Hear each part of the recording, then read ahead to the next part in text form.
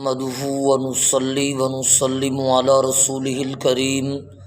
اما بعد فاعوذ بالله من الشیطان الرجیم بسم اللہ الرحمن الرحیم۔ میرے واجب الاحترام سامعین مکرم، آج آپ حضرات کے سامنے 39 احادیث میں سے 30ویں حدیث ذکر کرنے چلے ہیں، جن کے متعلق نبی پاک صلی اللہ علیہ وسلم نے جنت کی بشارت سنا دی۔ نبی پاک صلی اللہ علیہ وسلم نے ارشاد فرمایا، مسلمان بندے کو چاہیے کہ وہ جتنی اللہ کی نعمتیں اس پر اترتی ہیں، جو نعمتیں اللہ کی استعمال کرتا ہے، تو اللہ کی نعمتوں کو استعمال کرنے کے بعد اللہ کا ہی شکر ادا کرنا چاہیے، اللہ ہی کی عبادت کرنی چاہیے،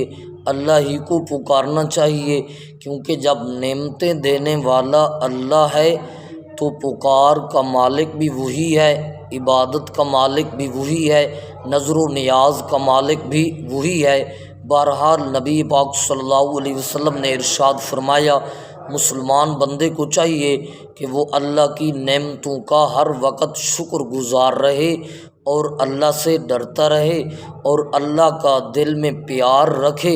اور الفت اور محبت رکھے دل کے اندر اللہ رب العزت کے ساتھ۔ میرے واجب الاحترام، اگر ہماری آج کی حدیث آپ کو اچھی لگی تو ہماری حدیث کو لائک اور شیئر ضرور کرنا۔ جزاکم اللہ خیرہ۔